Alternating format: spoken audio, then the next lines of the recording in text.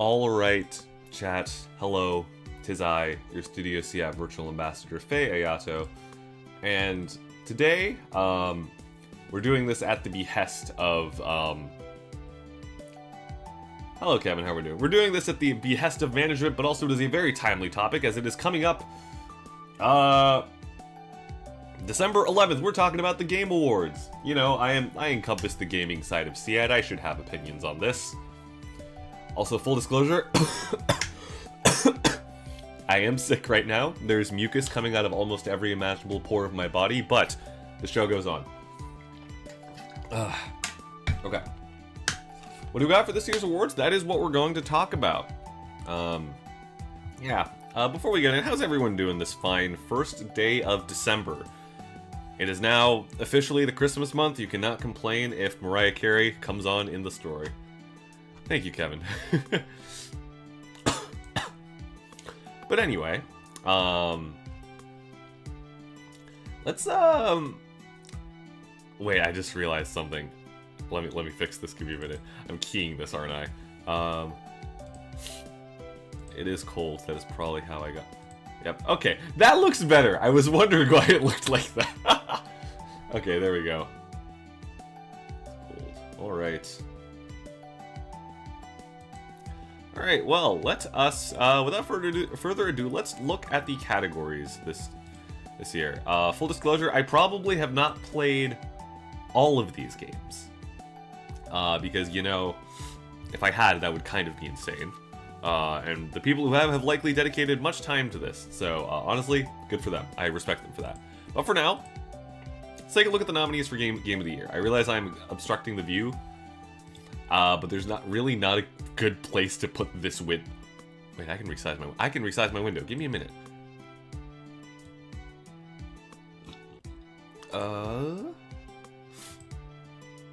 Let me. There we go. That's a little better, I think, right? Silksong is on there, yes. I think rightfully so. But okay. Currently, the nominees for Game of the Year are Clair Obscura, Expedition 33, Death Stranding 2, On the Beach, Donkey Kong Bonanza, Hades 2, hello Crackapple, hello Chictory, how are we doing? Hollow Knight Silksong, and Kingdom Come Deliverance 2. Okay. You got a Gemini ad before this? Oh man. Big rips. Feeling better, that's good. Okay, so, I don't know if this is a hot take, but I'm going to give you my take first and foremost. I think realistically, this year's Game of the Year is okay, my monitor is in the way, I'm real. Okay, you know what? We're gonna flip chat and the window. There we go. Yeah. Okay, you guys are over there now. Go ahead. But okay, so I think realistically, this year's Game of the Year is between Expedition 33 and Silksong.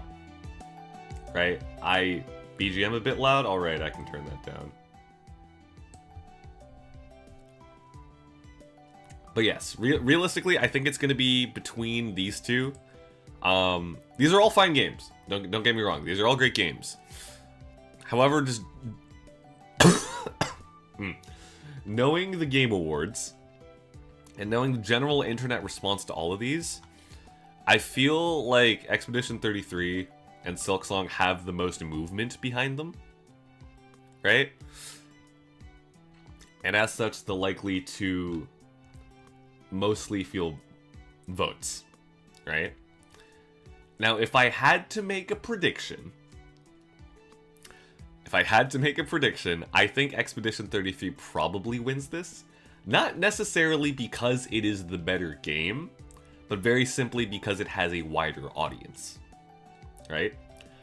I know it started the whole JRPG renewal dialogue and whatever, and that alienated some people from it, but I think realistically it has a wider grasp on the internet than Silksong.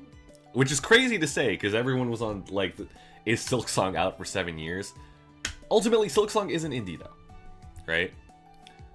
Whereas I am gonna fact check myself here. Clara Obscura is from Sandfall Interactive. Let's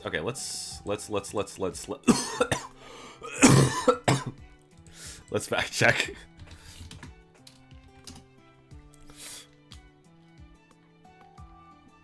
Okay, I stand corrected. Clara Obscura is also technically indie. Very technically. Because that was Sandfall Interactive, published by Kepler Interactive.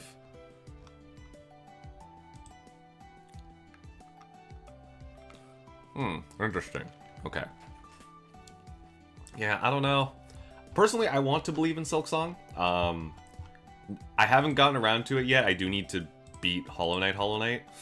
But I don't know. I don't know if it's got the power, because, like, okay, these are two games people get, like, crazy about, you know? Like, every Silksong fan is a diehard Silksong fan. Every Expedition 33 fan is a diehard Expedition 33 fan. So it's like, I don't know. And then I feel, or who knows? Maybe there's enough Hideo Kojima heads to bring Death Stranding up there. I again, knowing the Game Awards, I don't think that's a impossibility.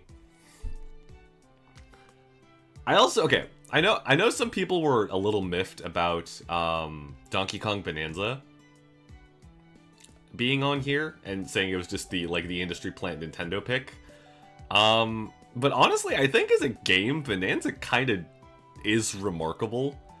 Again, as someone who has done game development of their own, the fact that almost the entire map is, like, destructible, dynamically destructible, is insane, right? I am astounded that anyone managed to pull that off on the Switch 2 specs, right? That is beyond crazy. So I will say this is a worthy spot. Hades 2, haven't gotten around to it, but if it's anything like the first one, and I believe the first one won game of the year a while back, it's also a fair contender. I also think it's a fair contender. It's just it's just running against two really big names right now. So yeah, I don't know. Again, my vote's with Silksong. My vote is always with Silksong. But we will see. I will not be surprised, and I just realized my sensors are disconnected. We're going to lose my body for a moment. It is going to come back online. I'm going to take this moment to just recalibrate. As one does, it is the VTuber duty. But here we go. Just give it a minute. Okay, it did not like how I did that. So I'm just gonna run it.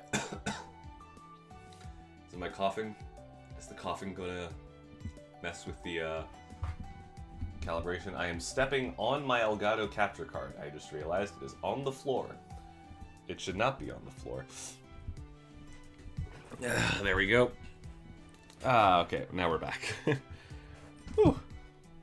Anyway, let's move on to the next category. I feel like we're going to talk about this a lot once the Game Awards happen anyway. Next category, Best Game Direction. So we've got, once again, Expedition 33, Death Stranding, Hades 2 is also there. However, on this list that weren't there before, Ghost of Yotei, and Split Fiction. Now, obviously, we've played Split Fiction on the channel. There's a lot I could say about it. Like, a lot. But, okay, let's just, okay, awarded for outstanding creative vision and innovation in game direction and design. Okay. If we are going by these parameters, right, I think, realistically, it is Expedition 33 or Split Fiction. Right? And my reason for saying this is specifically in that innovation in game design part in creative vision. Like, Split Fiction as a game is just very complete, you know? Narratively, it leaves some to be desired, right? But as a game, its mechanics, its exploration of split screen, its implementation of that, all of that is amazing, right? It takes two on steroids for really good reason, right? So I genuinely think it could take this.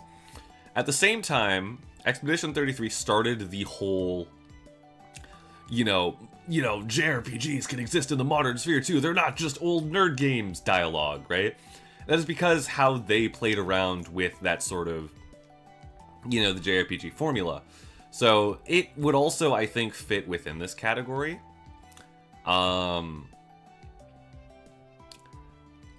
Okay, thinking about this from, like, the politics of an award show, right? If Expedition 33 doesn't win Game of the Year, it's winning this one, right? For sure. And if it...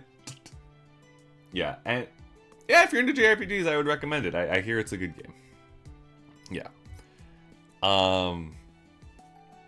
Yeah, and... So yeah, if Expedition 33 wins Game of the Year, then it's a toss-up. It could be either or. But if it doesn't, it's taking this category. Just, that's how award shows work, right? As much as we want it to be fair vote, I don't think it is. And looking at everything else, okay. I'm gonna be very, very honest with you. I respect Mr. Hideo Kojima. I think he's a cool guy. I think he makes some good stuff. Now, I have never played Death Stranding. I know it from its remarkable motion capture stuff, right? Which makes sense, given what I am and where I work out of. But I don't know. Wait, I'm just... Sorry. Random. Is it Death Stranding 1 or 2 that, like, Usada Picora is in? Because I know she's in one of them, isn't she? Like, that and the mocap is really my only knowledge of Death Stranding, so I don't think I can make fair commentary on it, but, like, the second one. Okay, yes, yeah. So, like, I don't know. But I guess I'm also somewhat reluctant to vote for these three, because this is sequel, and the new installment in the Ghost of series. So perhaps it's less in the innovation category. Like, it's mainly why I say it's a toss-up between these two. My vote's for Split Fiction. I would not be surprised if it's an Expedition 33 sweep, just knowing the internet. Next category, Best Narrative. Okay, here we go. Once again, Expedition 33, Death Stranding 2, Ghost of Yotei, Kingdom Come, and Silent Hill F. Okay.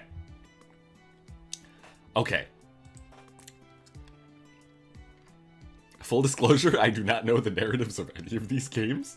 But knowing Mr. Kojima, if there is anywhere he takes an award, I think it's here. Right? Like,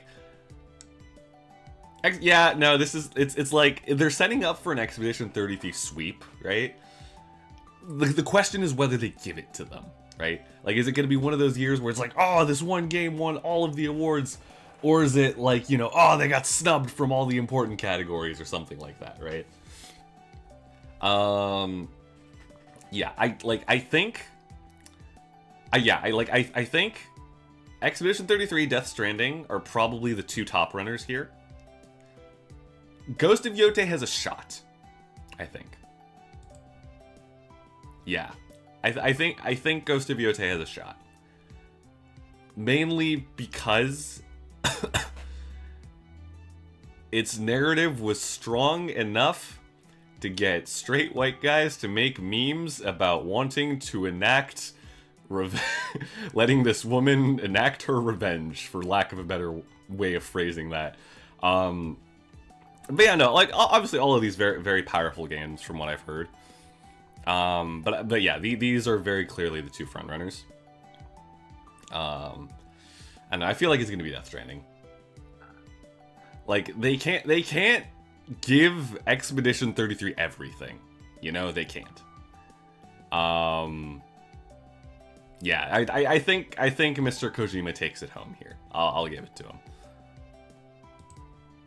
Okay, best art direction. Okay, these are very similar to what we've been seeing before, but Expedition 33, Death Stranding, Ghost of Yotei, Hades 2, Silksong. I think Silksong takes this one, right? Okay, honestly, I think it's gonna flip. It depends on which one wins Game of the Year, right? If Expedition 33 wins Game of the Year, Silksong takes Art Direction. If Silksong wins Game of the Year, then it's a toss-up, I think. But I think realistically, it is Silksong, and I think the sleeper pick is Hades. Right? I do like Hades. I think Hades' art direction is great. I think it is one of the greatest interpretations of Greek mythology, period. For many reasons, I could probably make a video about that. I just don't know if it has the backing that some of these other games do. So realistically, I think it's Silksong. It is probably Silksong. And also Silksong's art direction is just, it's wonderful. Right? Absolutely. It's flavor, it's style, and it's clean. I think it's... Yeah, no, it's Silksong. I'm fairly confident in saying it's Silksong. Best score and music. Alright, okay. Okay. Again, exact same candidates, nominees as before. But of course, with the composers. Took everything I had not to make Hades nuts joke as my first message. Well, thank you for your restraint, Carlos. Also, welcome to the stream. Okay.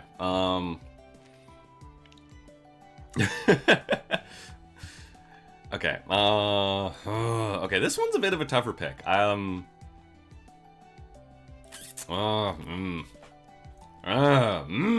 know. I do think Silksong is the frontrunner for this. Yeah. No, Silksong is the frontrunner for this.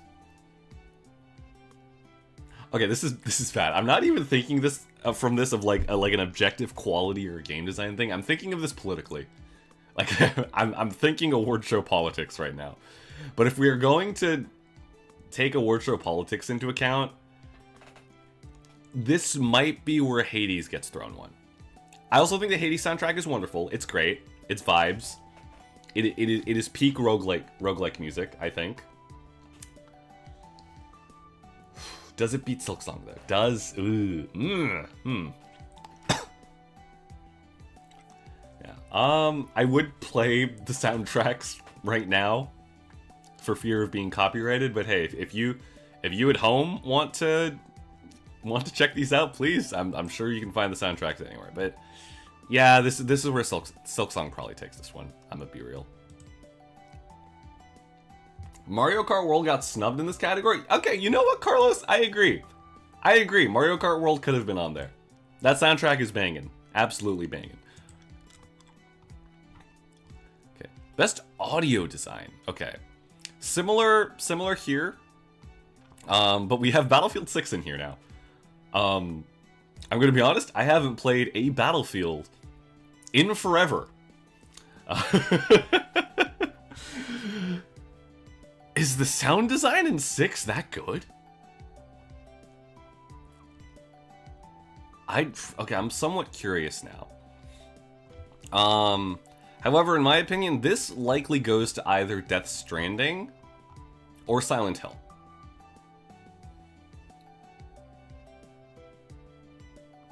Right?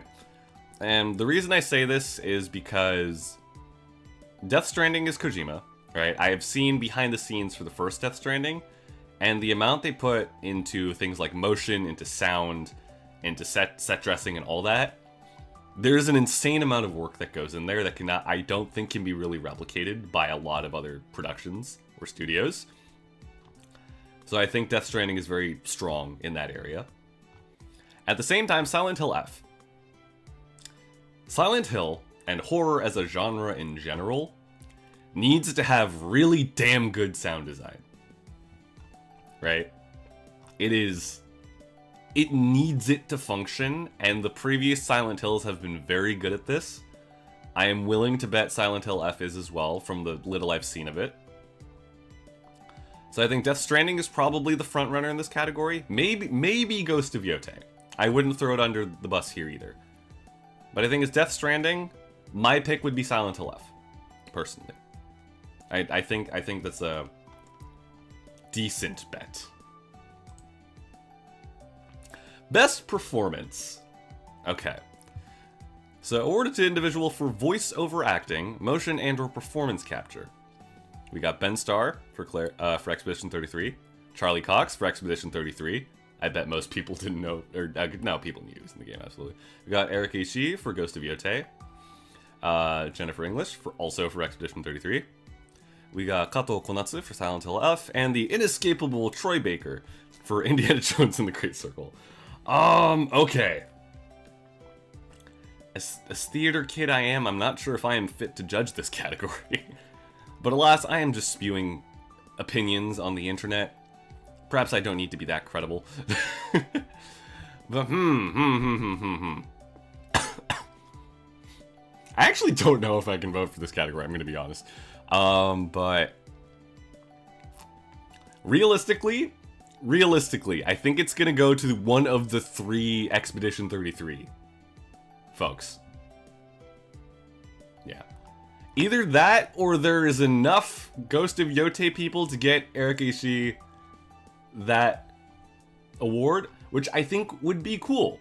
I love what she does on Dropout, and if she won that category, I think that would be fun. But realistically, I think it is going to the Expedition 33 folks, simply because they make up half the nominations. I mean, Kato Konatsu is cool too.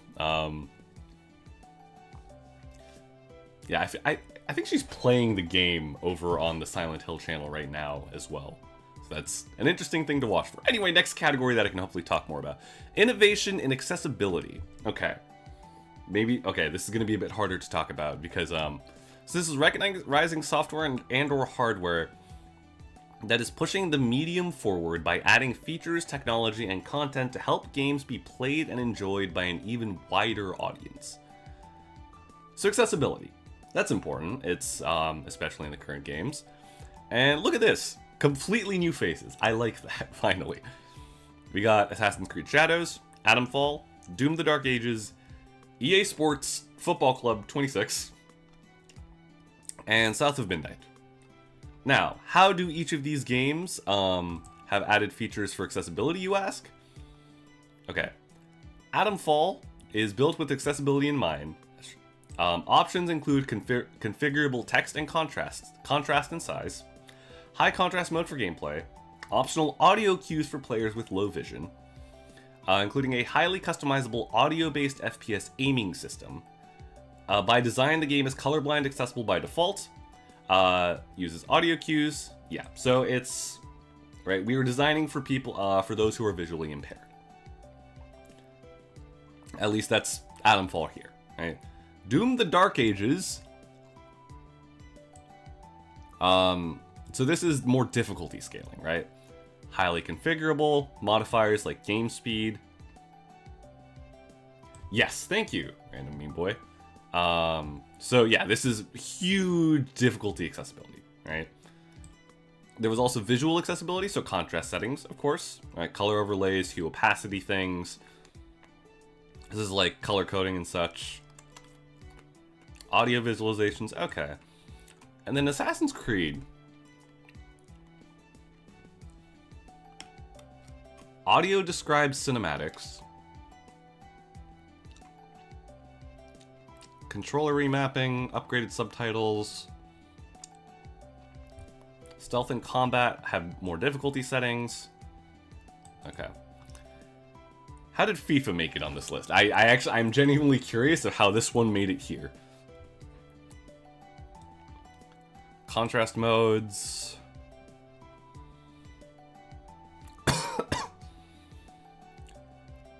Motor accessibility, right?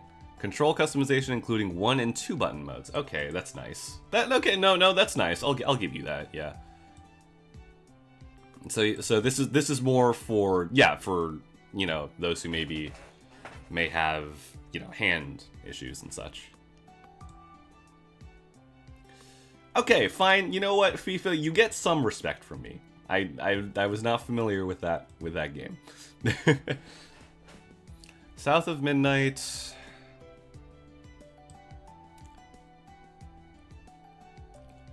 Guiding provides a line to objectives configurable in length, display time, camera shift to path, audio beacons with volume and pitch. HUD scaling to large sizes, increasing accessibility, particular for players with low vision. Motor disability is also extensively considered, with options for faster holds, glide hold toggle, and auto target lock-on. Skip features for all combat, chase sequences, and bosses, which is also supported by fine-grained difficulty settings that go all the way up to invincibility. Configurable subtitles with direction, arrow, and captions for sounds. Okay. So reading all that, and as someone who is fairly able-bodied, right?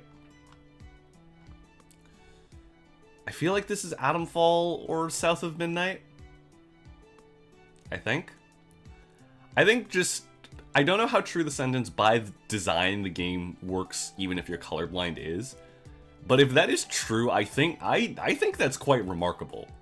Just to have your game at base be able to be played even if you were lacking a color receptor. That's cool. I like I gotta say, that's just cool. So yeah. Again, I can't comment on this too much, for I am of able body, so you know what? I'm going to leave it at that. Games for impact. Oh, similar. Thought-provoking game with a pro-social meaning or message. Okay. So we got Consume Me, Vespolo, Lost Records, Bloom and Rage, South of Midnight, Wanderstop. Okay. I will admit, I have not played any of these. However, this is the point in which I get to tell a bit of a story. So here at here at SIAT, we offer a class called IAT 312. This is our intro to game design course. It does depend on who's teaching it, but often what you get... Heard good things about Consume Me art style looks cute. I may have to look into that. I will look into a lot of these. But yes, we offer IAT 312, Intro to Game Design, and often what you do for your final project in that is you make something called a transformative game. The idea is that you come out of the game experience somehow changed, right? Perhaps with a different outlook on life. And I feel like these are these are kind of targets for that. Or like, what I'm saying is, if you are a 312 student, right? If you are semester's almost over, but if you're going to be enrolled in 312 next semester and you are currently watching this, I would play some of these games. I know you're probably going to be making a board game for class, but like, I feel like these are games you would want to play for very good reference, right? I also think it's relatively cool that we're getting, I'm assuming, games from like smaller studios here. I always think that's cool, you know, it's message. Off topic, but did you see the Japan Cup? I did not see the Japan Cup. What happened? I have been swimming in my own mucus for the weekend, so I was kind of out of it. I am going to move on to the next category. Best ongoing. Oh, here we go.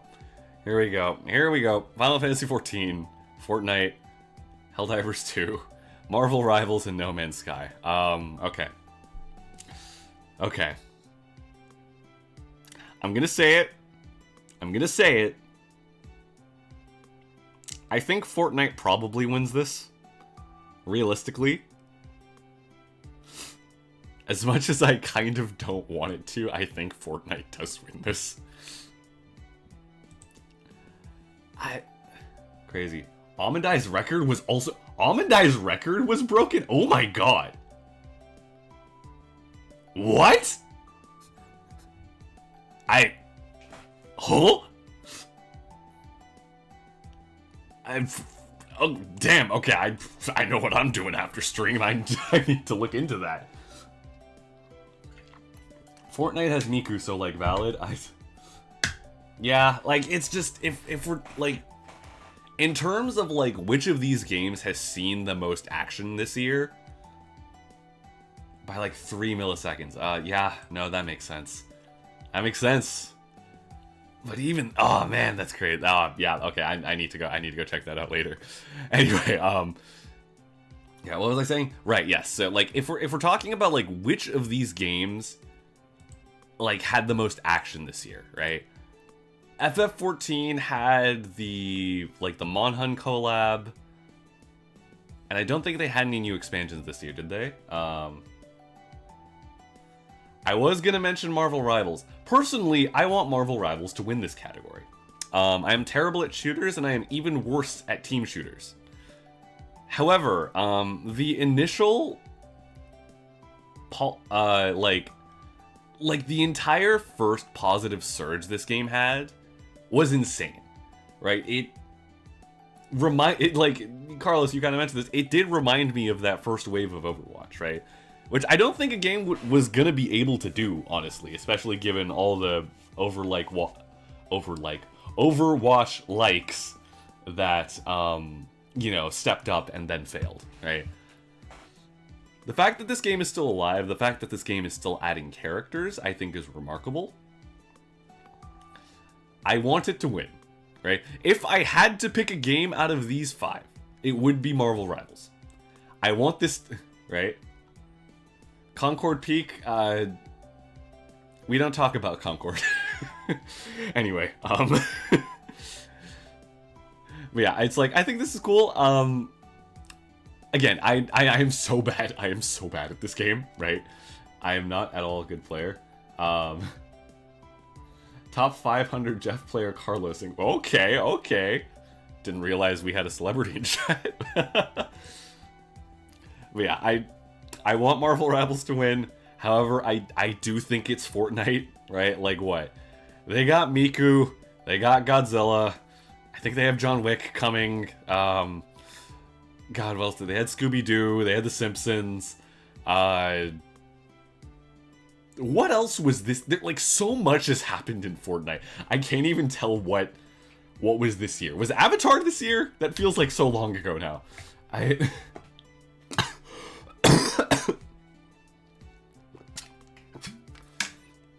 Man, I don't know. It feels so weird. Yeah, Futurama. God, they had Futurama. And I think they have, like, Back to the Future coming soon, right? So they have, like, actual Michael J. Fox, Marty McFly in the game now, right? Right? The creator, Snoop Dogg, Dragon Ball, right? It's just, it feels so weird looking at Fortnite now, right? Because, like, I remember when Fortnite was, like, just the Battle Royale game. Right? So it's like, and now it's like IP collaboration Roblox on steroids is what it has become, right? And like, I don't know, it feels weird. It feels weird. I'm sure it's fun. People enjoy playing it, absolutely, but like, I don't know, I feel okay, I used to say, yeah, like right, yeah, it used to be a zombie tower defense game. Like, I used to say that, like, I think, like, the sports ball games, right? Or, like, it was either the sports ball games or, like, some obscenely priced gacha games. Those were, like, capitalism incarnate in the gaming sphere, right? I think that title, like, undoubtedly goes to Fortnite now, and I don't know how to feel about that. I really don't. I remember I was gonna write a video essay on, like, actual Fortnite game design, but I scrapped it because, you know, that's kind of not what people talk about when talking about Fortnite anymore. Carlos says, semi off topic, but it makes me wonder what the next Smash is gonna be like, because it used to be so cool to see all these characters come together in that game, but now every game does that shtick.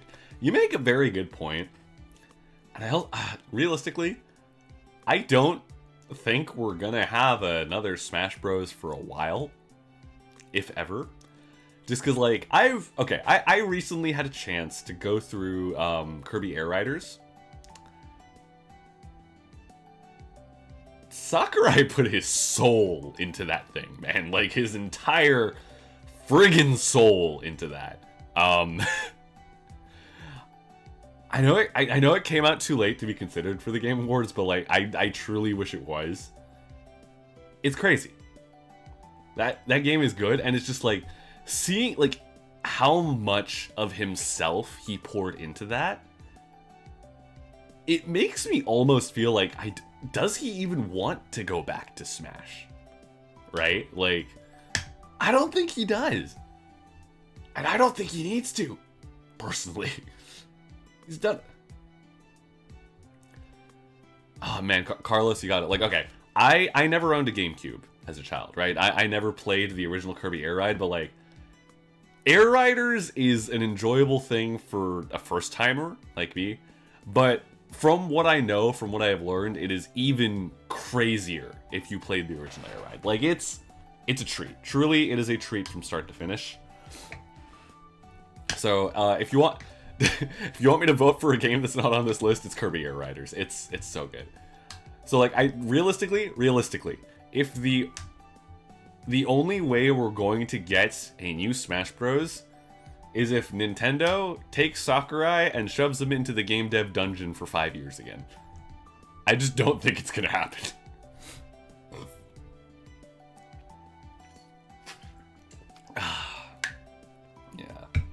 I also feel like we've realistically run out of characters to put on that roster that would be cool. I'm gonna be honest with you. I'm gonna be very honest with you. Who else could we add to that? Like, really, who else could we add to that? I can't think of anyone. I really can't. So, anyway, back to Fortnite. Mo for Smash.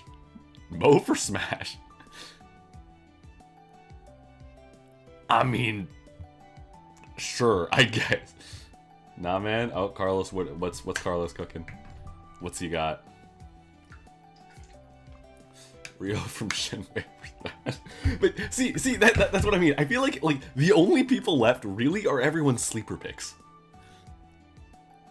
Right? Like, I know in, like, I wanted him the whole time, but I know in my purest of hearts that Chrono Trigger is not going to make a Smash roster. I know that. I understand that. But, like, I will not stop coping for that, right? Those are the only picks that are left. I feel like everyone is here. Everyone is already here. So, forklift finals. I do kind of want to see that. That would be very funny. I don't. Are we really talking about Smash predictions on a Game Awards? I mean, we might as well. I know people wanted Toho. I don't know. It would be cool, but I don't know. Anyway, let's go back to our regularly scheduled programming. If anyone wants to talk about Smash Bros in the chat continuously, please do. Best community support. Recognizing a game for outstanding community support, transparency, and responsiveness, inclusive of social media activity and game updates patches. We've got Baldur's Gate 3, Final Fantasy XIV, Fortnite, Helldivers 2, No Man's Sky. I'm going to be very honest with you, this is the only category where I think it is a complete no-brainer. I think it has to go to Baldur's, personally. Just looking at the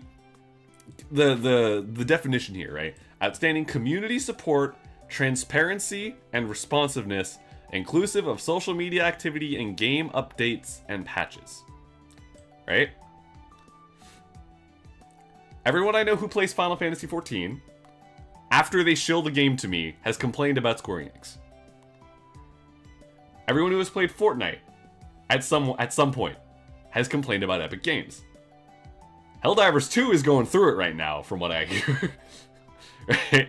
And No Man's Sky is No Man's Sky. It's a cool game. It's cool. But like, Larian's just kind of on top of everything with Baldur's, man. Like, from the patches to the updates to the inherent mod support to all the community polls and stuff they do. I may be a little biased as a tabletop RPG enjoyer. I think Baldur's takes this. If it doesn't, I am going to be very surprised. Yeah, I think it is Baldur's. Okay, I gotta... One, not cough my brains out. But okay, I gotta try and remember something funny that's happened in my Baldur's playthroughs.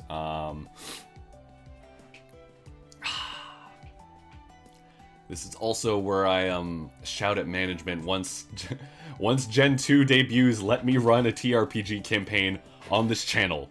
Please, I beg of you. I have been wanting to do this for so long. I do not need to get paid for it. I will do it. I will enjoy doing it. Yeah, Baldur's. So my last Baldur's run, I played a Dragonborn Light Cleric. Wait for Mo. Yes, we absolutely need Mo for that. Yeah, even just for party size reasons. But no, we need Mo. She is a necessity. Yeah, my last Baldur's playthrough, I was a Dragonborn Light Cleric with Ice Breath and Fire Magic, which was fun. But man. I'm trying to think of something funny that... Okay. It's the weird thing, because like a lot of my Baldur's stories aren't that funny, because I never really tried to break the game, right? I played it fairly honestly, so all of my funny things are like, oh, I rolled 3 nat 20s in a row against the don't get drunk check, right? Or like, I threw a fireball at explosives and everyone died and stuff like that. It's not things like, I stacked boxes to the maximum height of the game and jumped into an area I wasn't supposed to. Or this is a story of my friends. I had a friend who was playing multiplayer, and they stabbed their party member to death, accidentally, thinking they were an inanimate crate that could be broken. I do not know how that happened, but it did. Man, that was a... I still remember that argument. God. Anyway, yeah, that's an in-joke though. I will not bother the well-being of the denizens of chat for it. So let's go to the next category. Best independent game. I haven't even gotten out of the first area in Baldur's Gate, but I shoved the head goblin guy into a pit and fully steamed my way through it. That place was inaccessible for me after it. Yeah.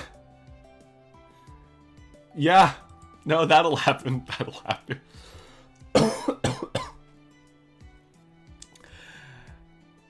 The goblins were... Oh, yeah, of course. No, that'll happen. Yeah. That was the choice you made, man. Commit to it. Like, at least when I went... Like, I think I went more for the kill all the goblins route, but, like... Anyway. Okay, best indie game for outstanding creative and technical achievement in a game made outside the traditional publisher system. We've got Absalom, Ball Pit, Blue Prince, Clair Obscure Expedition 33, Hades 2, Hollow Knight Silksong. Okay, this is the moment I have been waiting for. Now, realistically, I think Silksong probably wins this category. A lot of people are going to be very, very mad if Silksong does not win this category, and I understand. Yeah, no, it's probably it's going to be, but I want Blue Prince to win so bad. I need Blue Prince to come back with something. I need it to have something. Like, I was fully restraining myself from turning this into just a Blue Prince stream. But, okay. So let me talk about this. Okay. So I will admit. When I first booted up Blue Prince on this channel, I was skeptical about it, right? I come from a background of puzzle solving and riddles and brain teasers and escape rooms and all that. Like, that stuff is my jam, right? And as someone with that background, puzzle solving escape room elements and roguelike elements did not mix, right? In my head. It didn't make sense. Just fundamentally, a puzzle with a set solution and a roguelike that changes every time you enter a run were not compatible in my head. And that was what I felt for like my first 3 runs of Blue Prince, right? I was iffy on it. Then I started to make progress, and I started to understand the game. And as someone who is now way too deep into my own personal Blue Prince playthroughs, which I have been doing off the channel, I have been recording them. I will probably put a video up at some point. The remarkable thing about this game is that it is a puzzle game, which overarching puzzle only works because it is a roguelike. In any other format, it would not be a puzzle. It works because it's a roguelike, and the roguelike works because of the puzzle. And I think it is the most beautiful merge of the things I enjoy. Also, it's blue. Like, yeah, it's just... I still haven't gotten through everything, right? I've gotten to the point where I fully understand the political landscape of the world of Blue Prince, which is the other thing. Yes, I am Blue Prince pilled. It's like you unlock the story through roguelike stuff as well, and your own observation and deductions. Like, this is not a game everyone is going to enjoy, right? Like, you need to be the kind of person that enjoys thinking and deduction and getting stuck on something, but like, I think Blue Prince presents them in a very palatable, very enjoyable way, and that it's not overwhelming. It's also a roguelike. You can retry as many times as you need to. At least for the first parts. Like, it's, man, it's good. And, okay, this is a very, very huge pipe dream of mine that I don't know if this stream is the place to say it. But I am going to say it now. There's a YouTube channel I watch a lot, right? It's a Japanese channel. They're the folks over at an escape room and puzzle company called Riddler in Japan. I want nothing more than for their people to play Blue Prince. But I know that their main guy their English isn't great. I would love nothing more than to translate the whole thing for them. Because that's the other thing. This game only works in English, which, like, doesn't sound crazy, but it is actually so crazy because, like, as someone who solves a lot of, like, Japanese puzzles and Nazotoki stuff a lot,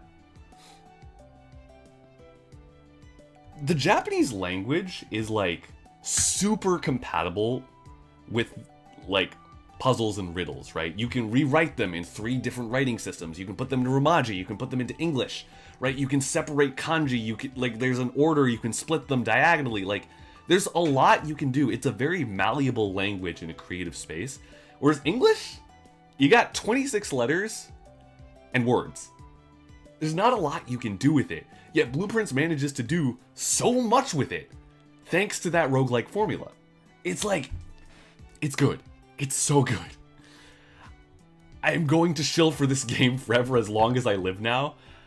And I would very much like to thank Madam Stream Tech for suggesting this game to me. Or was it Carlos? It might have been... I forget who suggested this game, but whoever you were, thank you. It has changed my life for the good. Anyway, let's move on. But yes, realistically, it's probably Hollow Knight.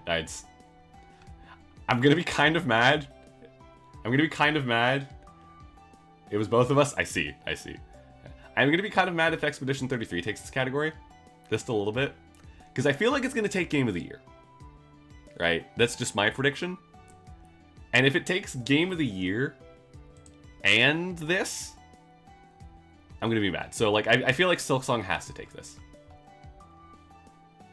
Or whichever one does not get Game of the Year is probably going to take this category. But I will forever believe in Blue Prince. If I could vote for this like 10,000 times, I would. Your next game. Best Debut Indie Game. Blue Prince, Expedition 33, Despelote, and Dispatch. This is the category I think Blue Prince has a chance in. Right? Also, that's the other crazy thing. This is a debut game. This was a new independent studio. And they made this. It's so... God, yeah, I'm sorry. I need to calm down. But yeah, no, it's like, I think Blue Prince has a shot in this category. I do want to see it happen. If Blue Prince takes this category, like, I think that's the Game Awards for me. I am only watching this category. This is the only category I care about. And I need Blue Prince to win. Oh, really, Snottier? What made you say that? But I do think the other contender here, right, is Dispatch, right? I have not played Dispatch. Granted, I have been kind of spoiled on everything through everything on my feed and people telling me about it. But I think just with the insane movement, like that first burst Dispatch had, I do think it has a shot. I suppose there are arguments of is this a game, right? Some people might argue it's more a TV show, but it's still good.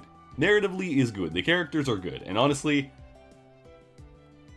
in a game like that, I think that is the most important. So yeah, I'm gonna be so mad if Expedition 33 takes this. Like, if you're not gonna give it to Blue Prince, give it to Dispatch, but give it to Blue Prince. Do not give it to Expedition 33. Give it to Blue Prince. That is what I'm going to say, right? Okay. Actually, now thinking about Dispatch kind of has me thinking, like, okay, I know too much about Dispatch to play it blind on this channel. Does Mo know enough about Dispatch? Do you think we could make her play it? And if she does play it, how does she react to everything?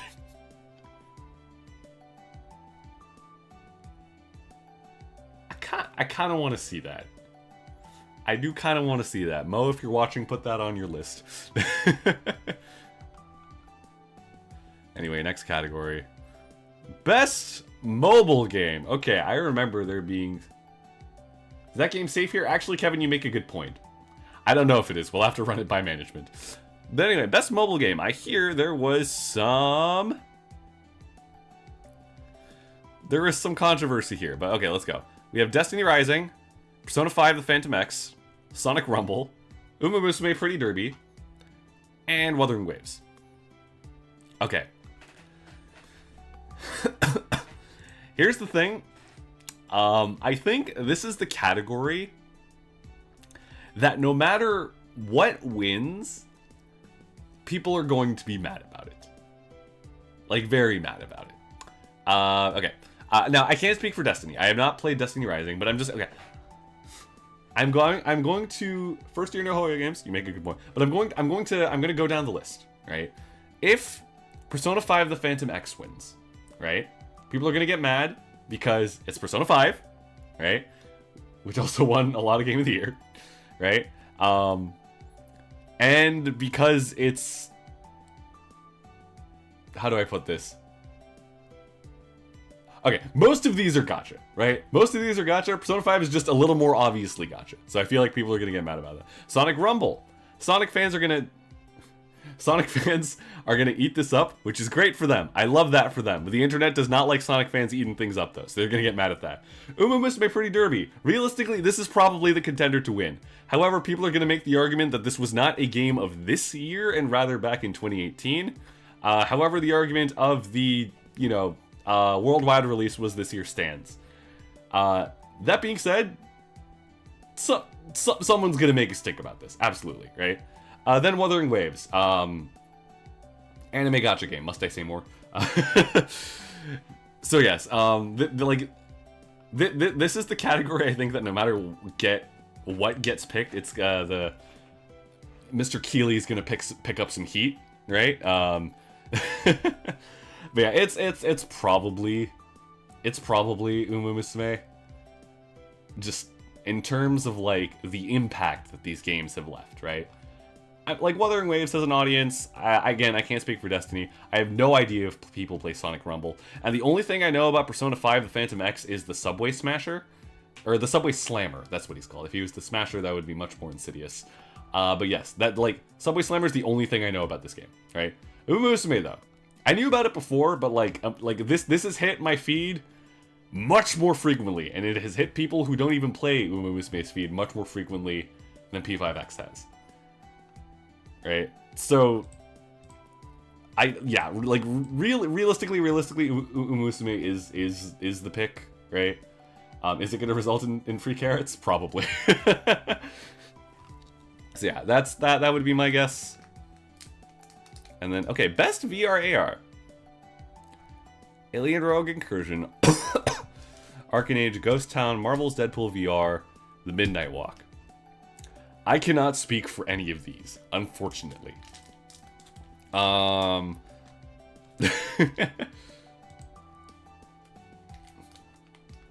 that was my reaction when I first saw this. I did not know there was a Deadpool VR. Oh my god, my arms. Anyway, okay, okay. Speaking as someone who has developed in VR before, I have made VR stuff. I think the game that is going to win this is the one that has a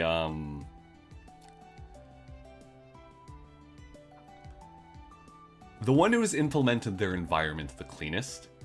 And what I mean by that is that it has implemented its controls and its gameplay in a way that never takes you, the player, out of it, and never makes you nauseous. And there's a reason I say this. For two reasons, actually. The first thing they teach you whenever you develop something in VR is if you are motion sick for a minute in the headset, you are motion sick for half an hour outside of it. Right? So that is your number one priority. You don't want people getting sick playing your thing. Because it's going to suck for them a lot more. Once they take the headset off. But the second thing, it is sort of an immersion thing. But VR does mess with your senses a lot, not just your vision, right? So the world needs to make sense to you. It should never feel clunky. It should never feel like you are sort of an accessory to the game. Like when I was first testing VR stuff, I got like like an Oculus headset, right? And I went in to play like, you know, free demos and like games that I could find on the store and plays. I did the Attack on Titan VR, which was kind of cool, right? But the one I will always remember was this like Japanese generic high fantasy one. I forgot what it was called. But you know, it's like, hey, you get isekai'd and you are a knight that can use sword and magic to fight monster and all that, right? And there's this point, right, where like this navigator character, she's talking to you, she's a bit shorter than you, so you're looking down at her, and she's like, okay, let's go to the castle, right? And then she takes your hand and you start walking towards the castle. But then what happens is it's really weird. So it's like, up until this point, your vision has been the player, right? Like you are looking at this girl through the eyes of your character, but then as she walks you to the castle, your perspective moves out of the head of your character and gradually draws back and upwards into the sky above the castle to show the title card. And it's like, who made that choice? That like, who made, like, I just want to talk. I just like, why would you do this to me? Like that, like it, like in that moment, like the fairly decent immersion that had been built up was broken, and it also made me sick. And it's just the entire game afterwards became much harder to play because you took me out of this perspective and then you're shoving me straight back into it. And it's like, it was also a bit of a camera control issue in the actual gameplay, but like that's all I remember from it, because it was so disorienting, right? So like, that's what not to do in a VR experience, right? So if you can, whichever game does the exact opposite of that to the extreme and to excellence wins this category. I don't know which one that is. I'm going to venture a guess and say that it is probably Alien Rogue Incursion, just because I know horror shooters tend to be a bit more compatible with VR. But honestly, it could be any of these. I cannot speak to them.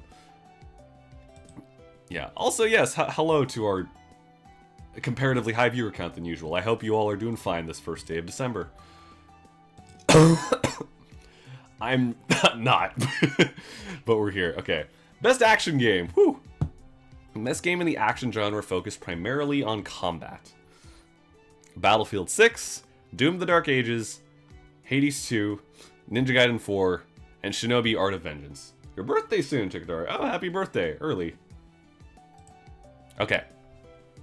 So this is also going more off award show politics things. Okay, yes, Random Me Boy. I do think Doom is a contender. I absolutely think Doom is a contender. It could very much win this. If it is, I haven't played a lot of the recent Dooms, but if they manage to capture the essence of the early ones and elevate those, I think it's good.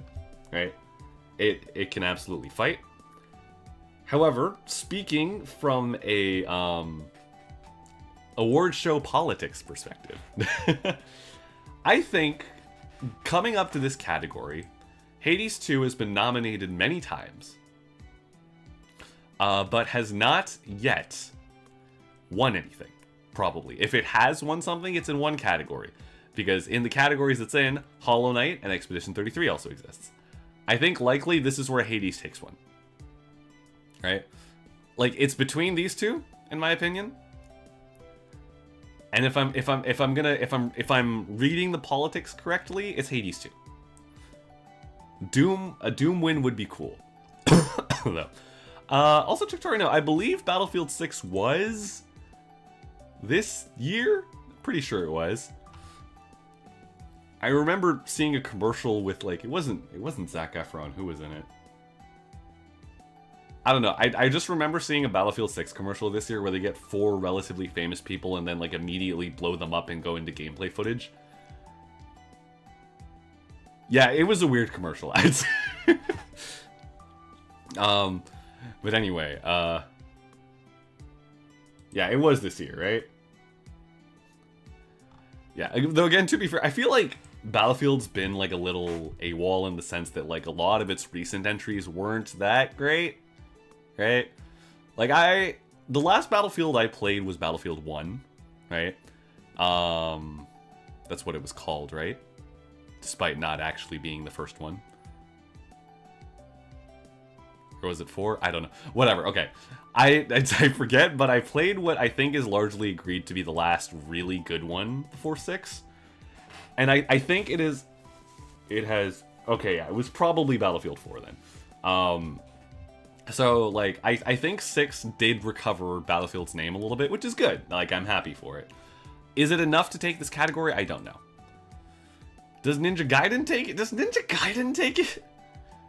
I don't think it does.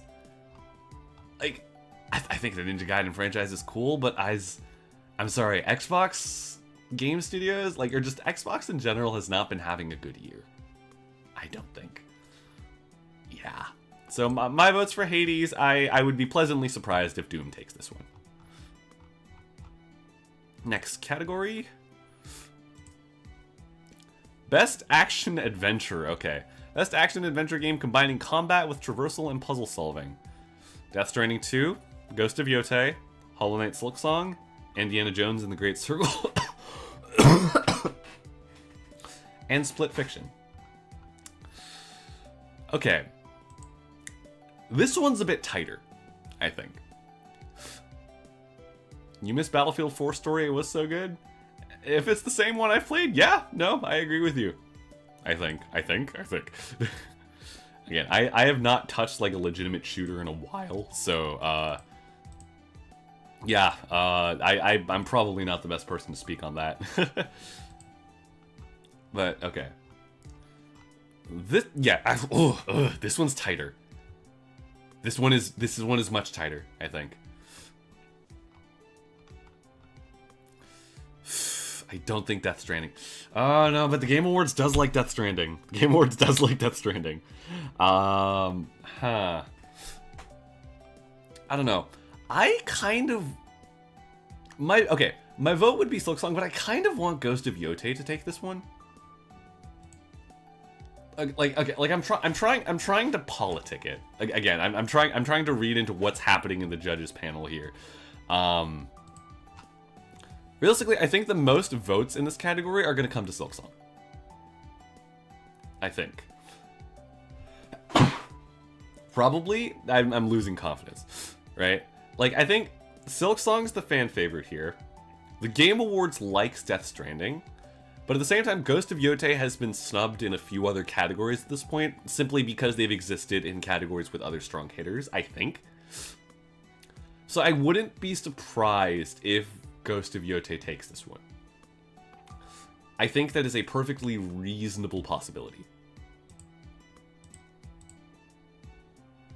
Yeah. I would like Silk Song to win. I would like Silk Song to win. I'm gonna say Silk Song. Yeah, I think that's a fair bet. I would be pleasantly surprised if Split Fiction won as well. Also, again, it's a very complete game. But these are all very complete games. Okay. I have no idea what Indiana Jones and the Great Circle looks like. I remember seeing a trailer for it. I have not seen anything since. I have no idea what this game is. I just know Troy Baker's in it. It's kind of... Oh, wait, no, I did see gameplay. Is it... Oh, wait, yeah, no, okay, no, I'm starting to remember. Yeah, okay. I'm gonna... Even then, yeah, no, it probably doesn't win this game. It's like... Likely Silk Song. Would not be surprised if Yotei or Death Stranding takes it. Split Fiction taking it would be a pleasant surprise. That is my summary for this category. Best RPG. For the best game designed with rich player character customization and progression, including massively multiplayer experiences. We have Avowed, Clair Obscur Expedition 33, Kingdom Come Deliverance, Monster Hunter Wilds, and The Outer Worlds 2. Okay.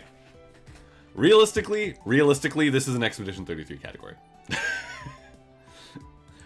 It's... Can Avowed overtake it? No, this is an Expedition 33 category, I think. Just for the conversation it started about JRPGs, like Kevin, very obviously the folks at the Game Awards like this game. I do think it's gonna be within this category. They might throw a bone to Kingdom Come. They might. I don't think it's gonna happen though. It's probably gonna be Expedition 33. Probably. If it's anything else, I would be pleasantly surprised. However, let's talk about the game that was on our channel, that was featured on this channel at some point. Monster Hunter Wilds.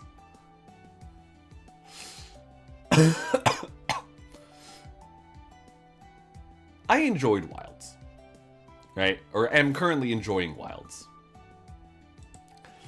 Is it the most complete Monster Hunter experience ever? No, absolutely not. World still does take that cake.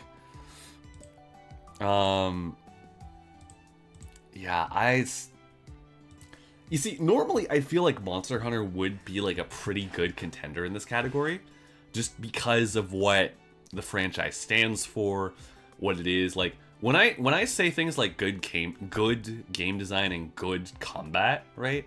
Monster Hunter is usually something I draw in as an example. Because they're good at it, right? They're good at that sort of weighted weapon thing, weighted weapon combat. But I think like Wilds didn't have enough of that initial hype because some folks found it too easy, right? Those were more veteran hunters and everything, and there was I think just a bit too much negative press around it, which is a shame. I think it's a perfectly fine game, right? I've enjoyed it. Certainly they've streamlined a lot of stuff compared to a lot older Monster Hunters. Like if you show a guy who has only played like Monster Hunter on the PS2 even, right? They're like, if you show them Wilds, they are either going to explode in a fit of rage, or that they've made everything too easy and they've dumbed it down, or a fit of joy in that they don't have to do the stupidly painstakingly long thing ever again, right? So as much as I want to believe in Monster Hunter for this category, I don't think it has that power this year. So realistically, yeah, Expedition 33 probably takes this category. I'm gonna be real with you. Maybe that's a sign that people should play. Should people play this game? I mean, I guess I'll recommend it. I'm sure people in the gaming categories. Best fighting. Okay, I feel like this is something. We hidden peak viewers. Yeah, we haven't hit numbers like these in a while. Hello, welcome to everyone. You're watching a university VTuber talk about the Game Awards, which is certainly a thing to be on the internet. Okay, best fighting. We got 2XKO, Capcom Fighting Collection 2, Fatal Fury, City of the Wolves, Mortal Kombat Legacy Collection, and Virtual Fighter 5 Revo World Stage. Okay. God, I cannot talk about fighting games. Peak game of the year. Oh, we're getting to that. We're getting to that. But okay. I will admit, I have always been very adjacent to fighting games, right? I had a brief spat with Tekken, right? I had a brief spat with Street Fighter.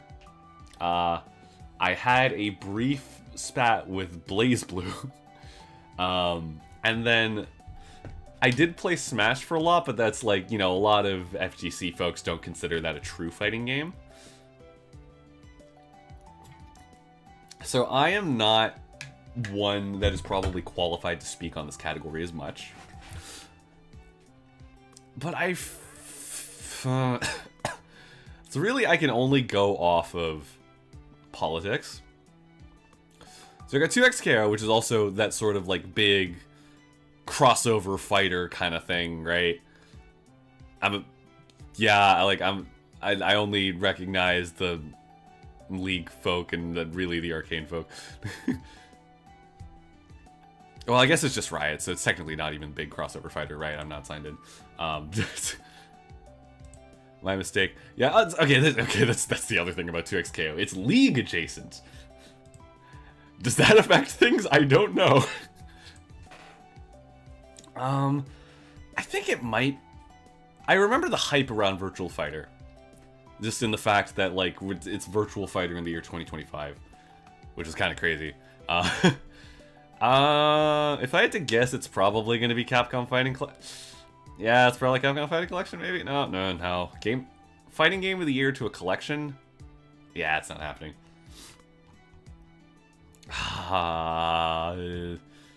You know what? Game of the Year has liked Mortal Kombat in the past.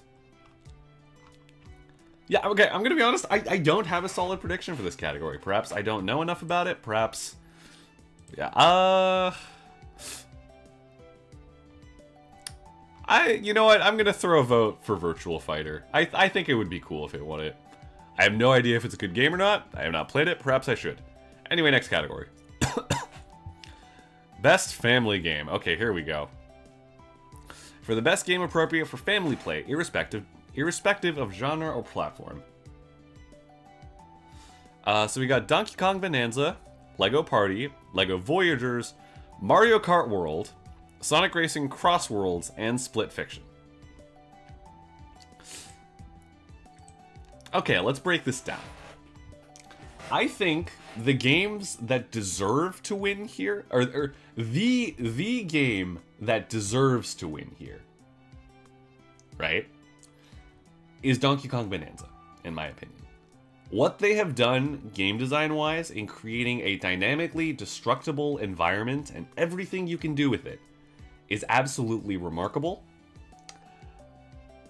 It is, I think, I was honestly sleeping on this game when I first saw it, but I think as within the newest generation of Nintendo software, this is currently the strongest entry. Aside from Air Riders. But that's not full Nintendo, so... I guess it is. No, it's not. It's Sora. But yeah, so I do think Bonanza is the one that deserves to win. The one that I would not mind winning is Split Fiction. Because again, I've sung my praises for this game on this channel before. It's good. It's wonderful. Do I think it deserves to win the best family category, though? Not quite, I think. Right? This is a game you play with a good friend or a partner. Right? You could argue that's family. obviously, but generally within the gaming sphere, family is with children, right? That is the big thing. And I'm not quite sure if split fiction fits that bill. That being said, Mario Kart World is also a very good game. Sonic Racing Cross Worlds is also a very good game. If either of these win this category, it is going to add fuel to the war between these games that has been ongoing ever since Sonic Cross Worlds' release. I've only ever been adjacent to these arguments, but man, they get heated. Right? And neither game is perfect. Mario Kart World has its flaws, Sonic Racing Cross Worlds has its flaws. So, like, if either of these win, we are going to enter another era of, like, Sega does what Nintendo don't advertising on the internet. Purely run by the fans, which I don't think is going to be pretty. Which is why I think the rightful and most peaceful option is Bonanza taking this category. That it makes the most sense to me. Granted, I have not played either of the LEGO games. I know the LEGO games are generally pretty good, actually, so if these take it, that's fine, but then you're going to have both angry Nintendo and Sonic fans on LEGO's case, so that's probably not. Yeah, just give it to Bonanza, Jeff Keighley, like, please. I think that is the most peaceful way you can resolve this. Okay. Best Sim Strategy. Best game focused on real-time or turn-based simulation or strategy gameplay, irrespective of platform. We got Final Fantasy Tactics, The Evilest Chronicles, Jurassic World Evolution, Sid Meier's Civilization 7, Tempest Rising, The Alters, 2 Point Museum. Realistically, this one goes to Civ 7. Probably. I know it's not the strongest title in the Civilization series. I don't believe. But it is a Civilization title, which I think, if I'm not mistaken, has consistently won this category every time it has been nominated. So, realistically, Civ 7 probably takes this. Granted, I haven't played too many of these other games. I have played Final Fantasy Tactics. Actually, I played the original and not this, the remaster or remake. I'm gonna be honest, I actually didn't vibe with FF Tactics that much. Which is weird, because, like, I'm actually a huge Fire Emblem enjoyer. I did not say 6-7. I said Civ 7. Don't let the brain rot poison you too far. But yes, yeah, I didn't vibe with Tactics that much. I don't know why. Yeah, I don't know. I feel like I should have, but I just did not, which is sad. But yeah, I do think it's probably Civ 7. And I'm going to move away from this category before anyone's brain rots even further. Best Sports Racing. For the best traditional and non-traditional sports racing game, you got EA Sports FC 26, F1 25, Mario Kart World, Rematch, and Sonic Racing Cross Worlds. Okay. So this kind of seeps into the conversation I was having earlier. Realistically, I think excuse me. Realistically, I think this is a competition between Mario Kart World and Sonic Racing Cross Worlds. In a perfect world, Bonanza wins the family category. And it's going to come down to one of these for the racing games. Whichever one, like, again, regardless of which one wins, it is going to cause a flame war of unwarranted proportions. Do I want to see it? Not really. Is it probably going to happen? Yes. Unironically, the most peaceful resolution would be for EA Sports FC 26, which is not called FIFA anymore. I just remembered that, right? Or maybe F125 takes it. Maybe there's enough hardcore racing game people in the world for F125. I don't know. See, Random Meme Boy wasn't into either of them. If there's enough people like you, we can avert a crisis. We can avert a flame war. Yeah, if F125 takes it, I think that's fine. That is unironically the most peaceful resolution. If either of these take it, oh man, we're not going to hear the end of it. We are not going to hear the end of it. Best multiplayer. For outstanding online multiplayer gameplay design, including co-op and massively multiplayer experiences, irrespective of game genre or platform.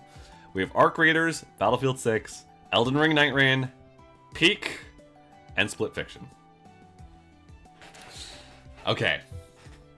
I think this is a competition between Split Fiction and Peak.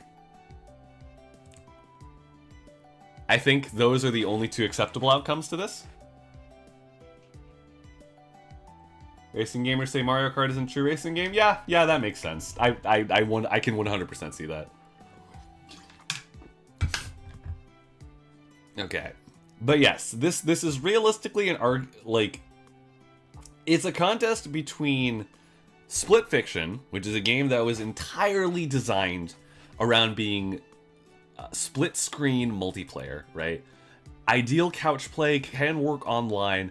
The entire game's philosophy is things to be done with two people, and it is executed beautifully and masterfully, right? Versus Peak, which some may call friend slop, but is a game that is entirely designed around you and your gaggle of friends being absolute idiots, right? It relies a lot on the people who play it, but the things they provide you to do it allows you to take actions warranting of that trust, right? Like, in a way, these are two multiplayer games with complete polar opposite philosophies. I don't know, it's a tough choice. It's a really tough choice. I think, game design wise, I think Split Fiction has a slight edge. Perhaps not even a slight edge, I think it just has the edge. As an experience, though, Peak is up there. Peak is indeed up there. And I'm sure, even just from the few times we've played it on this channel, you've all seen that, right? And all of you playing Peak know that. So, it's one of these two. I would be very happy if it's Peak. I would be okay with Split Fiction. I assume that's probably what is most likely to happen. I cannot speak to any of these. There is a non-zero chance Battlefield or Elden Ring takes it from under these two games' noses just because of the name value, right? That these franchises carry.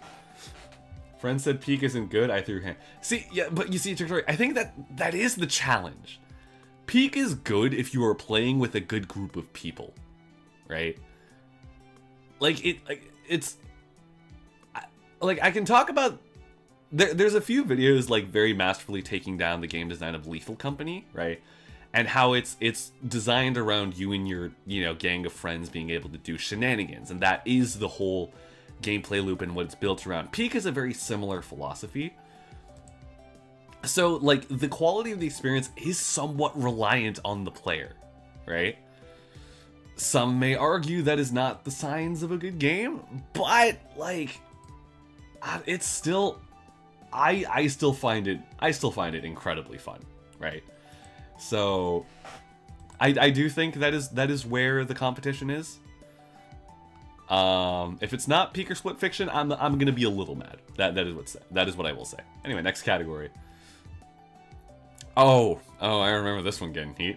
Best adaptation, recognizing outstanding creative work that faithfully and authentically adapts a video game to another entertainment medium. We have a Minecraft movie, Devil May Cry, Splinter Cell Death Watch, The Last of Us Season 2, Until Dawn. And I think the thing that gets me is that as far as I am aware of the audience reaction to these, and even just watching some of these, none of these were particularly good adaptations, I think. Right? Right? It's... like, realistically, it's okay, it's either Minecraft wins... DMC is bad and others are unknown. Okay. Faithful adaptation. That is true. Faithfully and authentically adapts the video game to another entertainment medium. That is true. That is true. That is the criteria. Are they gonna follow it? I don't know. But like, okay, realistically, it's either Minecraft wins out of meme value, or there is no oh my god, you're right. There's no Sonic. There's no Sonic? Wait, Sonic 3 was this year, right? I'm not crazy. That movie was this year, right?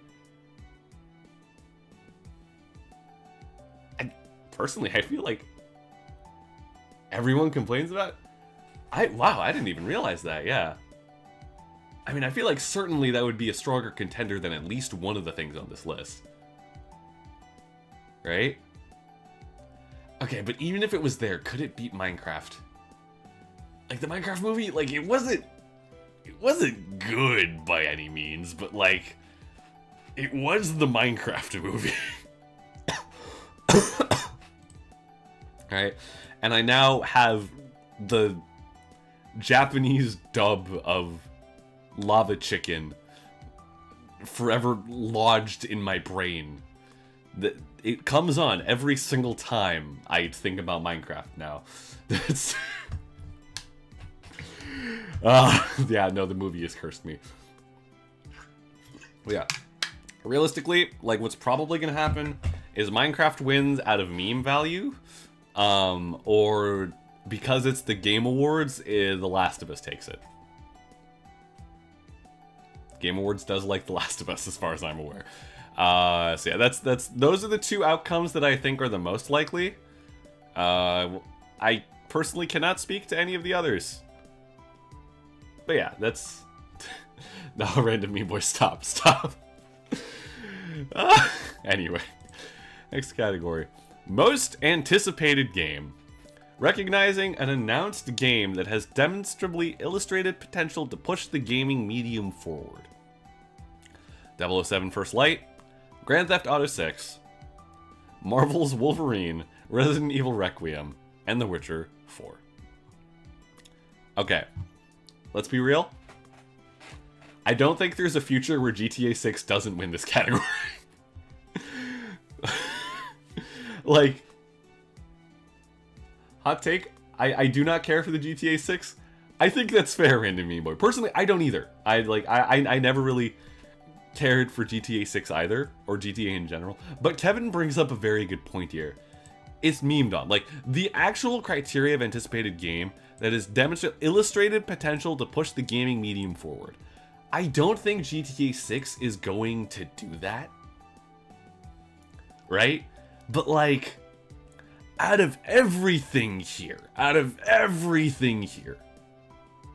regardless of how good these games are going to be, GTA 6 is the one game people have known as like, it's not coming out. It is forever stuck in production, right? If we're talking pure raw anticipation, regardless of quality, regardless of intent, GTA 6 has the most of it.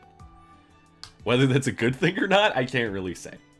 Yeah, I genuinely do not think there's a future where GTA 6 doesn't take this category. I would be pleasantly surprised if something else does. I suppose there is a non-zero chance that Resident Evil Requiem takes it. No, it's gotta be GTA. There's no... Okay. I never really got into GTA. I was never really big into it. But when was GTA 5 first released? That was like, surely 10 years ago by now, right? How do you even vote on an unreleased game? See, that's the other part, right? We're voting on which is the most anticipated game. People are gonna read this part. People aren't gonna care about the illustrated potential to push the gaming medium forward. No. People are gonna say, when are you releasing GTA 5? Just tell me, right? We've been waiting for this forever. Or at least I'm sure some people have, right? Like, Yeah, so GTA 5 released in 2013. It is currently the year 2025. It is near the end of 2025, in fact. It is almost 2026. It has been almost 13 years since GTA 5 came, and it has been ported on so many consoles. Sorry for making tech feel old. Right? It's just like, it's a game that like people just want to come out at this point, right? Do I think it's going to be a good game? I actually kind of don't think so. But it is going to be GTA 6, which is why I think it's probably taking this category, realistically. Anyway, moving on before we talk about it too much. Content Creator of the Year. For a streamer or content creator who has made an important and positive impact on the community in 2025. Okay. Okay. Yes, okay, this is what I wanted to ask. This is what I wanted to ask chat when I first came here. I understand there's usually at least one VTuber in these nominations, at least recently, right? And I do feel like if I had to vote just out of solidarity, it would have to be her. But I need to ask, what did she do? Like, why her over all of the VTubers or even just all of the HoloLive talent? What did she do this year that I'm not familiar with? That would be the dream, being nominated for Content Creator. Can you imagine university VTubers getting nominated as Content Creator of the Year for the freaking Game Awards? Ah, that is such an image. Yeah, I'm gonna be honest, I actually don't watch too much of their content, I'm gonna be real. I guess you're technically a VTuber too, right? Yeah, I guess, by definition, in a way. Yeah, I guess I gotta vote Mikochi out of solidarity. This is... What is that peanut? It's the burnt peanut. Don't worry about it, Tech. Okay, but yeah. This is the weirdest thing to say, but I think it's a competition between Moist Critical and Sakura Miko. At least that's what I wanted. That's what I want it to be.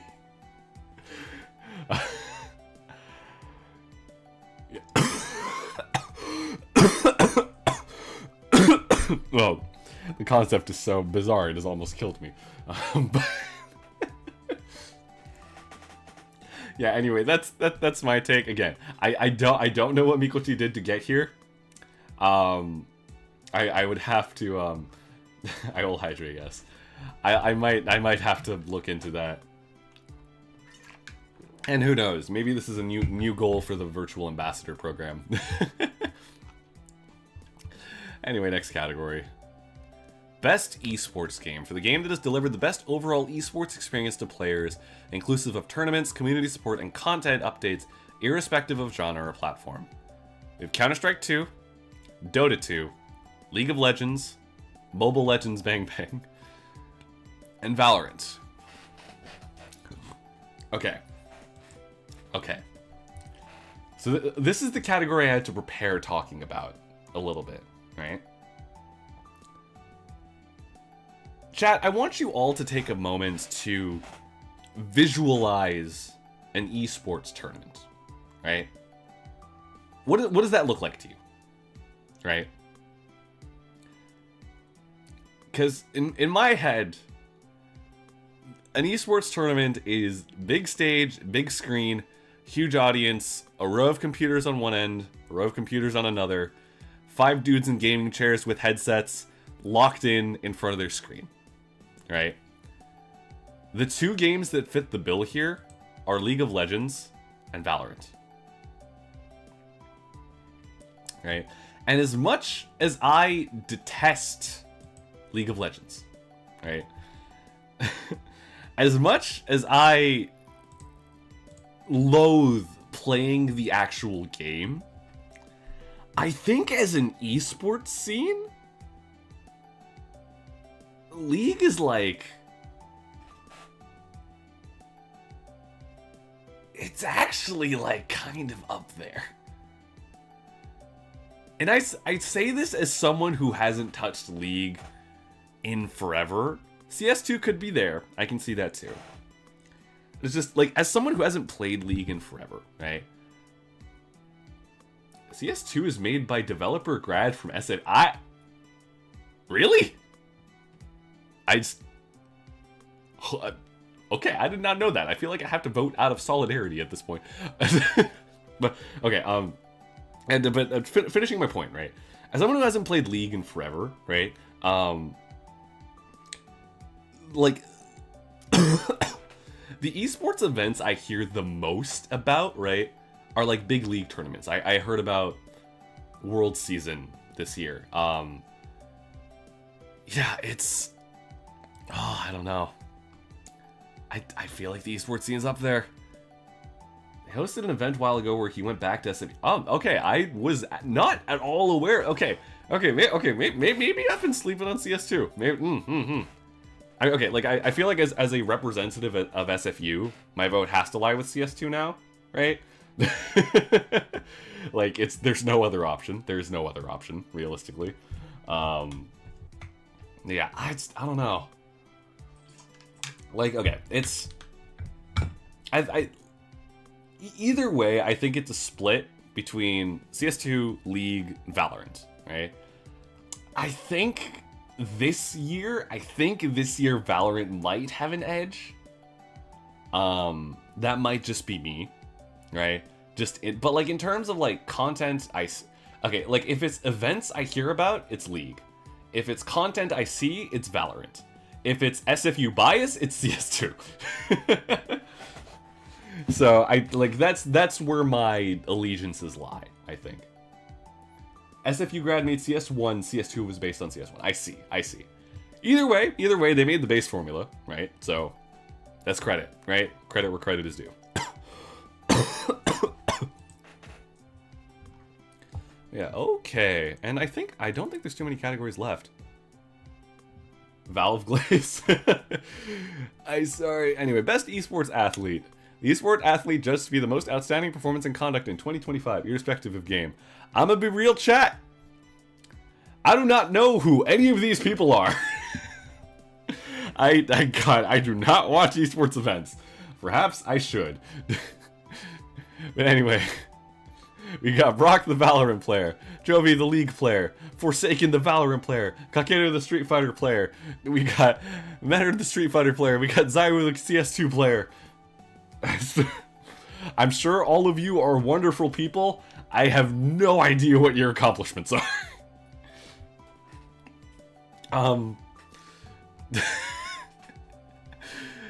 Though it is kind of interesting that they have 2 Street Fighter players as the best esports athlete of the year, but they don't have Street Fighter as best esports game nominee at all.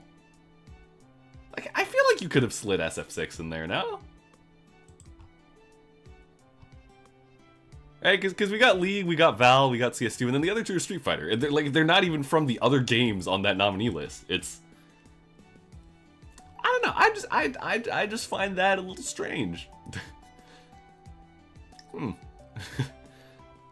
But if I had to vote for someone, I guess it would be like... Okay, it's a very stupid reason to vote, but I'm going to vote for the man Kakeru Watanabe solely because I interviewed the wonderful Jun Kakeru, SFU alum and game creator, a while back. So just we got the same name bias. That is all. That is the only reason he gets my vote. But I also okay. I will admit, of like, if I do watch esports, it's usually fighting games, too. So, like, I do feel comfortable voting for the Street Fighter. SFU reference in the game. We've had a couple SFU reference in the Game Awards. VTuber parental unit, Chalky, actually. But yes, okay. Best esports team, okay. Once again, what were the previous ones? Well, okay, we had we had Counter-Strike being made by an SFU alum. And then we cycled back earlier to, I referenced a couple courses in terms of, like, transformative gaming. I think that's it? Yeah. Wait, yeah, that was my reaction, too. It's... Victoria, you wanna do the explanation, or...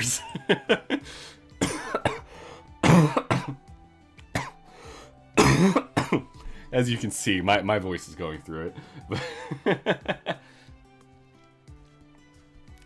Once again, I have no idea who any of these people are. But we got Genji, League of Legends, NRG, Valorant, Team Falcons, Dota, Team Liquid's PH, for Mobile Legends Bang Bang, and Team Vitality, Counter-Strike 2. So interestingly, this is where we get the other nominees for the best esports game, and then did Street Fighter. Interesting. It kind of makes me feel like the two Street Fighter guys that made the list just kinda had aura to warrant them positions on that list if Street Fighter isn't even nominated as best esports game of the year. No T1 SMH. I don't know what that means. What does that mean? Who is T1? Who's T1? What game do they play? What team do they... Seeing that two people are angry about it, I feel like perhaps maybe they deserve to be on the list?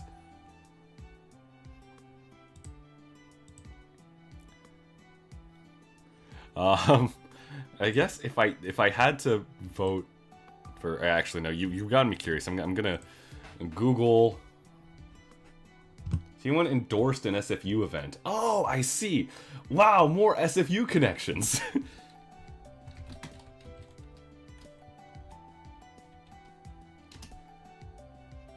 Oh.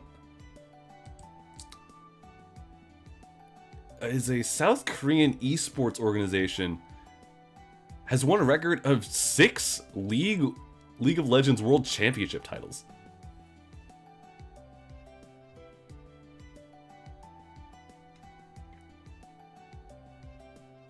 Wait, it's... Okay, this is according to Wikipedia. They won this year's World Championships. And they're not here? What? Huh? That does seem weird. What?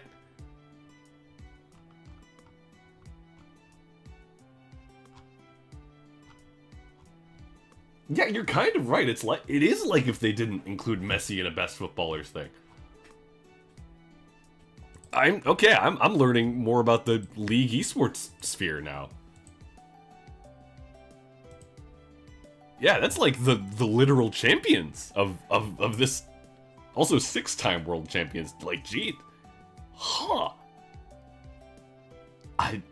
Wow, okay. I guess you learn something every day. But I guess if I had to vote, I'm just gonna vote for the CS2 team out of the SFU Solidarity. I'm sure none of them are actually SFU affiliated, but the game is. Oh, player's voice. Oh, this wasn't here.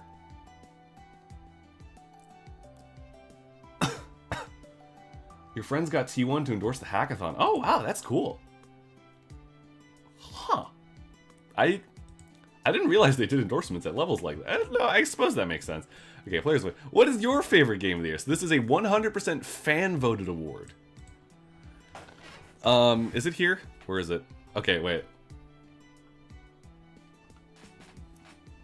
Okay, I'm just gonna go through the list, but let's revel in the fact that apparently the one of the greatest League esports team in the world endorsed an event at our university, which is kind of insane. It almost makes me wish I played League just so we could like grab a connection on the VTuber side of things as well, but I cannot play League to save my life. Which honestly might be a good thing.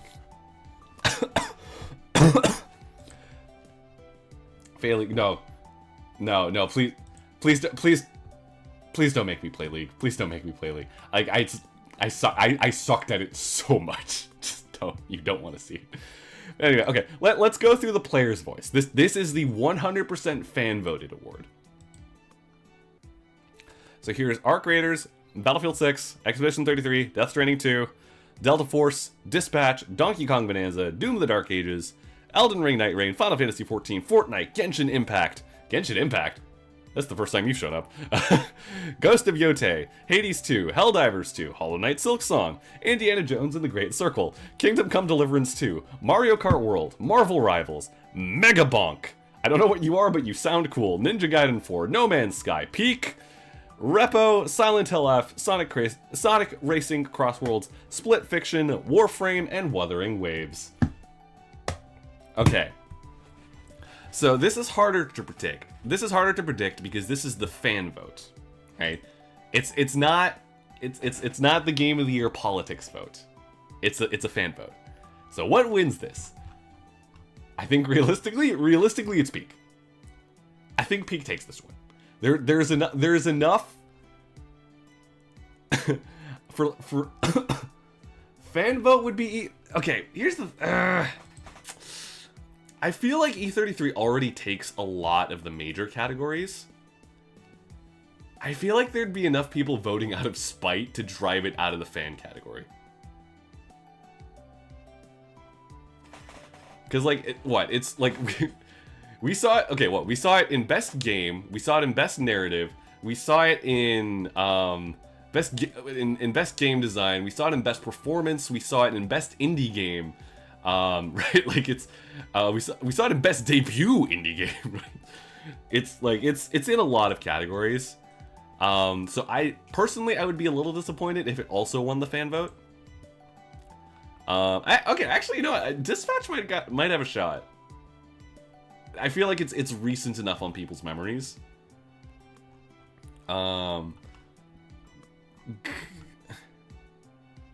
Should we put it to this chat to vote? Can we even do a poll with this many options? Well, I mean, okay, if you want to vote, go vote. They're doing the first round of votes right now. It's please make your voice heard. I'm probably gonna be compiling my own voting card off stream. I'll share it on my socials later. But yeah, so okay.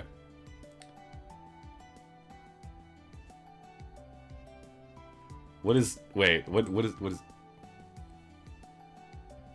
happening? Sorry. Sorry. But yeah, I don't know, just going through it. I think Silksong will take Game of the Year. Okay. We were actually so we were talking about this. So these are the Game of the Year nominees, right? I think realistically it is a competition between Expedition 33 and Hollow Knight Silksong. And depending on which one wins, it greatly affects which one wins the remaining categories. I think, if I understand how award shows work. In my opinion, I think Expedition 33 has the slight edge here.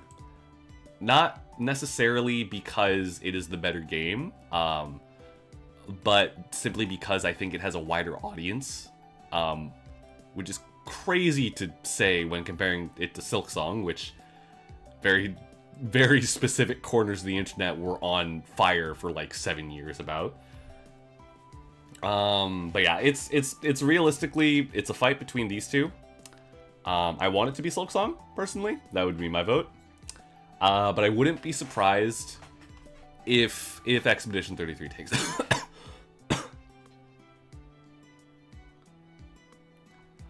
Split Fiction was nominated in a few categories, actually. I think, where was it? Was it Game Direction? Yes, it was nominated for Best Game Direction, so that's Creative Vision and Game Direction and Design. I think it is a shot at this, but I also think this is an E33 category. I'm gonna be very real with you.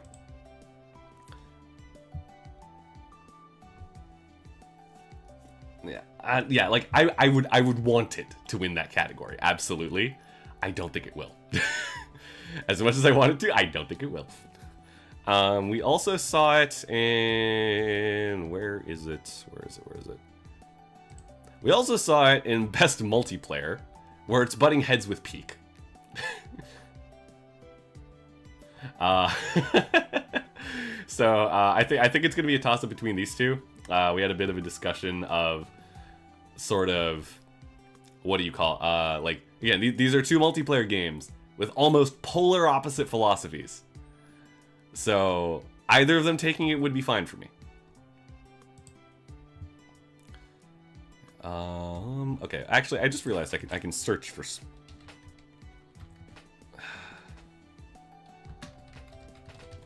Right, okay, it was also in Best Action Adventure, but it's also competing against all of this, so I don't think it's going to take that one.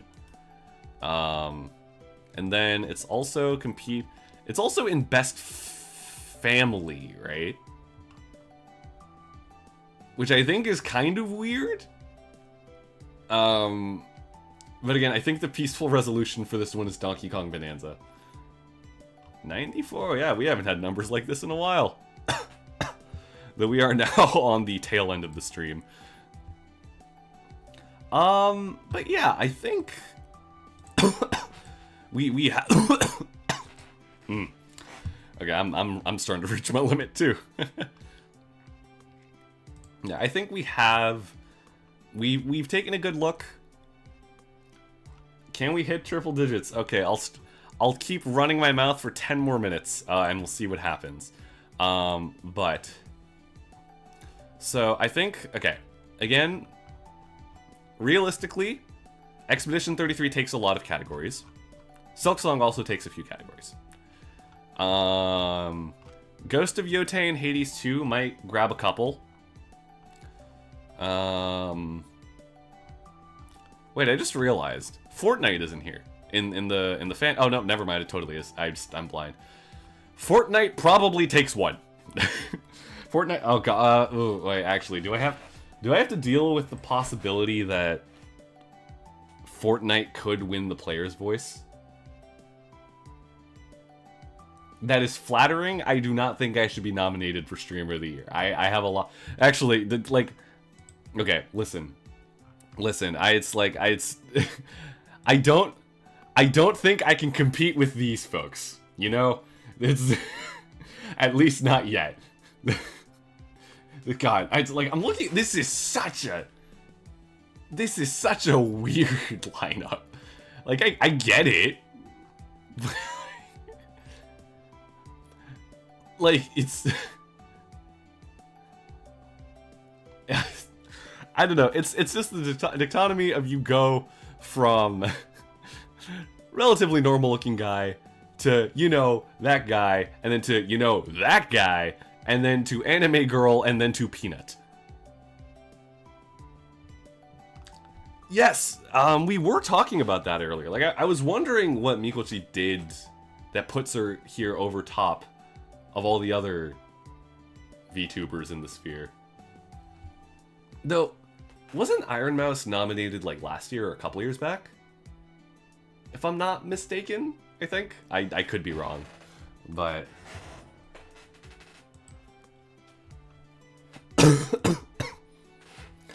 Yeah, it's... Yeah, right? Like, I'm not coping there. Yeah, I don't know if she won it. She might have? I think she did. She won something. I know she did. Who's the first guy? I actually would not be able to tell you. I will admit, all 5 of those nominees were very outside of my content consumption sphere. So, I would not be able to tell you. If he has viewers in chat, they are welcome to elaborate. Okay, can I keep running? Okay, I don't know.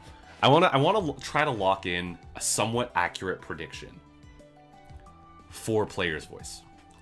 If it is the exact same as the actual voting, then E33 probably does it. I think Peak has a shot, given the audience.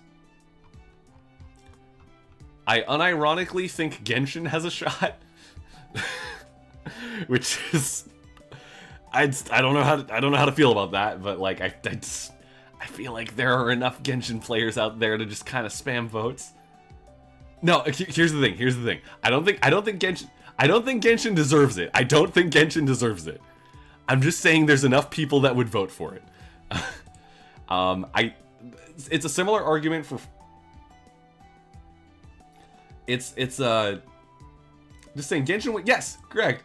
Yeah, Victoria, you make a very valid point here. Genshin has taken this category multiple times. So it's like, I feel like it could happen. By a similar argument, I feel like Fortnite could happen. I honestly don't know which I would prefer. Realistically, I would like neither.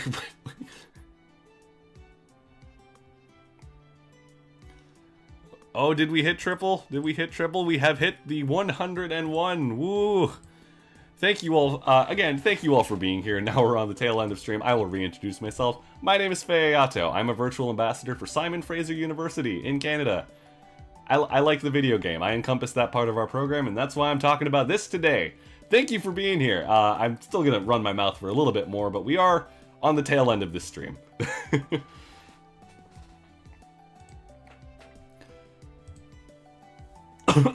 That's so, yes. Thank you, Kevin, for doing the advertising for me.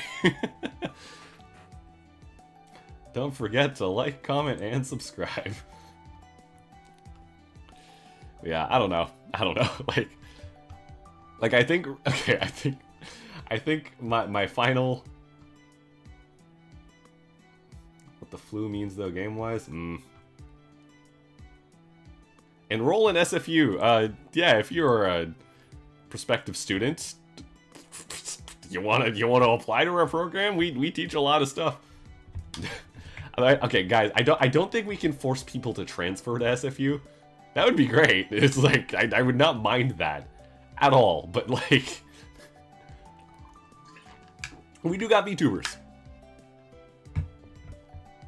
Yeah. Yeah, okay, let's focus. If I were to lock in an accurate prediction for what wins Player's Voice, Fortnite and Genshin, much to my dismay, are probably the front runners, right? I think Expedition 33 and Silksong have shot simply for being probably the two front runners in the Game of the Year nominees. I think Peak has an honest shot, just because the audience it garners. I actually think Wuthering Waves is a non-zero chance. It is the least likely of all the games I just said, but it's not impossible. But yeah, everyone, do not be disappointed if Fortnite or Genshin wins the fan vote, because that is probably what is going to happen.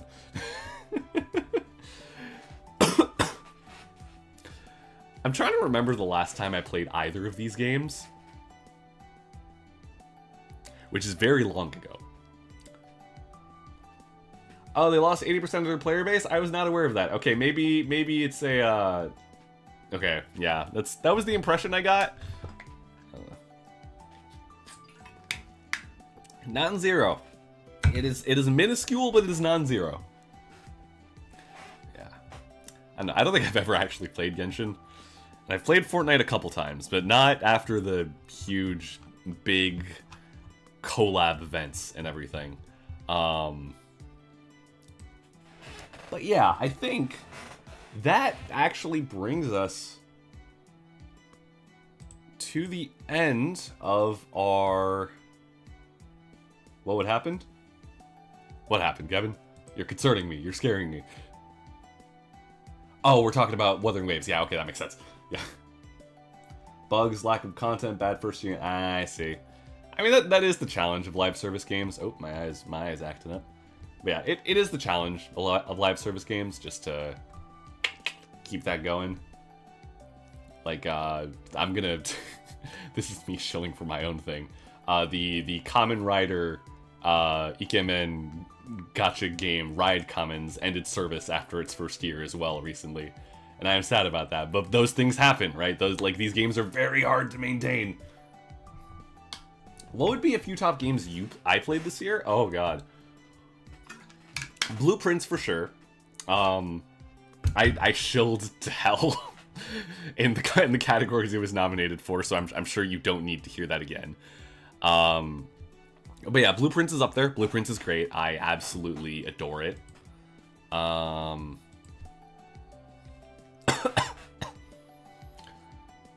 think...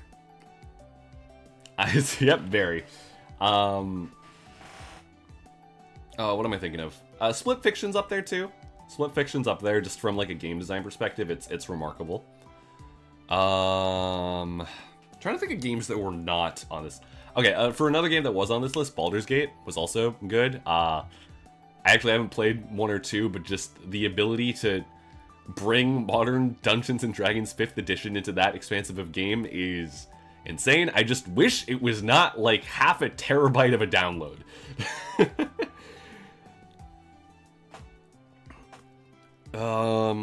What else did I play this year? I'm just gonna open up my Steam library. Would I put Peak in my top?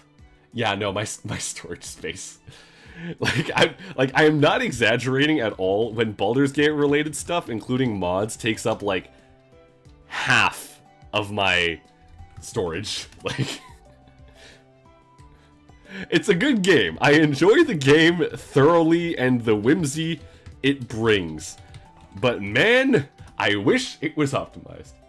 Am I going to watch the Game Awards? I suppose I can. I guess we can do like a bit of a watch along if we want to. That's what? I should do a BG3 run on stream? I should. Okay, wait. So the 11th is a Thursday next week. But I am actually going to be busy on the Friday anyway. So, okay. I think we can replace the Friday stream with a Thursday stream. I think we can do that. Yeah, okay. Okay, Game Awards watch along next week, which I'm sure everyone is going to be doing. All right, hopefully well, okay. I'm on the tail end of this. I had a sore throat the whole week, and now it's the coughing and the mucus coming up. But it's fine. I'm good. I will probably be fine by then. But okay, I think that brings us to the end of our regularly scheduled programming. Once again, thank you all for being here. This was I truly did not expect the turnout today, but I suppose that's what happens when you talk about a hot topic. I guess for announcements, I do plan to stream this Friday. I'm not sure what. I might be continuing Pokemon. I might be talking about something else. I don't know. We'll find out. As usual, we are working on a lot of stuff behind the scenes, which hopefully can be revealed soon, so look forward to that. And I don't think I have any other official announcements to make, unless Tech wants to yell at me about that. So once again, this has been Faye Ayato, your Simon Fraser University School of Interactive Arts and Technology. I'm going to say the full thing for the new people and viewers. Virtual Ambassador, Faye, I said my name, Faye Ayato. Submit your games to be roasted. Thank you, Tech. Yes, we are having another project roast. It is that time of the year. It's the end of semester. People have their final projects finished. If you are an SFU SIAT student, please submit your games, your films, your whatevers, all of your final projects to... Oh, is it not game? Okay, sorry. To everyone who made a film project specifically, please submit those. I was gonna say submit your anything. Don't submit your anything. Submit your films. And I'm gonna roast them. And Tech, am I allowed to? But also submit game. Yeah, I'll play it. If you submit it, I'll probably go through it. Also, Tech, am I allowed to disclose who our guest is? Because I believe it is not me alone.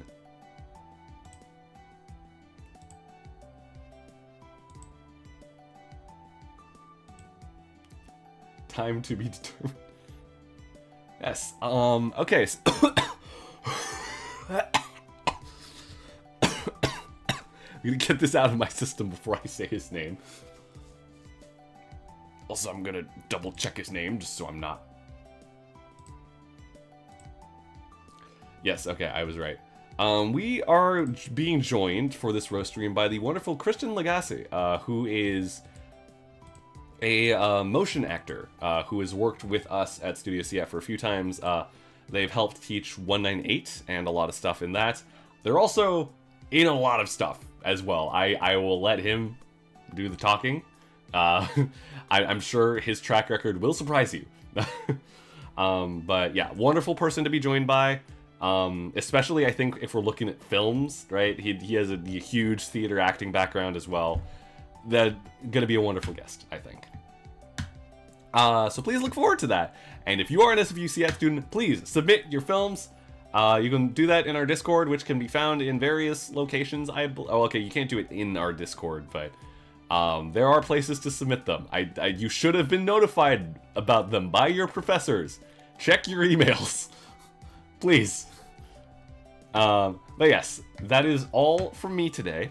Thank you all for coming. To all my interns, thanks for showing up. Be sure to clock out when you go out the door. And to all the possible new hires, the subscribe button is right there. Please hit it, and all the other usual YouTuber requests. It's been Faye Ayato. It's been a great stream. I'll see you all, I will see all of you on Friday. And hopefully I will be less snotty by then. I'll see you guys then. Bye-bye. See you.